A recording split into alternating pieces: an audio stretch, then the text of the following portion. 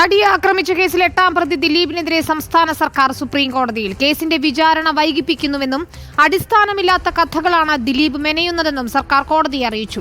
മുഖ്യപ്രതി പൾസർ സുനിയുടെ ജാമ്യാപേക്ഷയെ എതിർത്ത് നൽകിയ സത്യവാങ്മൂലത്തിലാണ് സർക്കാർ നിലപാട് വ്യക്തമാക്കിയത്. വിചാരണയ്ക്ക് കോടതിയിലെത്താതെ ദിലീപ് മാറി നിൽക്കുന്നുവെന്നും ദിലീപിന്റെ അഭിഭാഷകൻ വിസ്താരം നീട്ടുന്നുവെന്നുമാണ് സർക്കാരിന്റെ ആക്ഷേപം. പ്രധാന പ്രതി പൾസർ സുനിയുടെ ജാമ്യാപേക്ഷയെ എതിർത്ത സർക്കാർ സമർപ്പിച്ച സത്യവാങ്മൂലത്തിലാണ് ദിലീപിനെതിരെയുള്ള വിമർശനം. ദിലീപിന്റെ അഭിഭാഷകൻ വിസ്താരം വലിച്ചു നീട്ടുകയാണെന്ന വിമർശനമാണ് സത്യവാങ്മൂലത്തിൽ.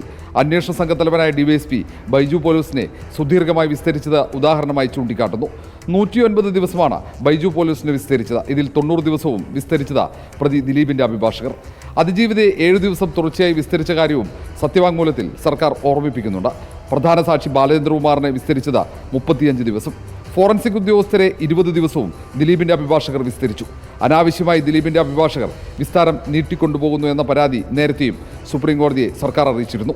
പ്രോസിക്യൂഷൻ തെളിവുകൾ ദുർബലമാക്കാനാണ് ദിലീപിന്റെ അഭിഭാഷകർ ശ്രമിക്കുന്നതെന്നും സർക്കാർ സത്യവാങ്മൂലത്തിൽ കുറ്റപ്പെടുത്തുന്നു. നാളെയാണ് സുപ്രീം കോടതി പൾസർ സുനിയുടെ ജാമ്യാപേക്ഷ പരിഗണിക്കുന്നത്. കേസിൽ വിചാരണ അന്തിമഘട്ടത്തിൽ എത്തി നിൽക്കുമ്പോഴാണ് ദിലീപിനെതിരെ സർക്കാരിന്റെ വിമർശനം. കഴിഞ്ഞ ദിവസമാണ് ബൈജു പോലീസിന് വിസ്താരം പൂർത്തിയായത്. റിപ്പോർട്ടർ, തിരുവനന്തപുരം.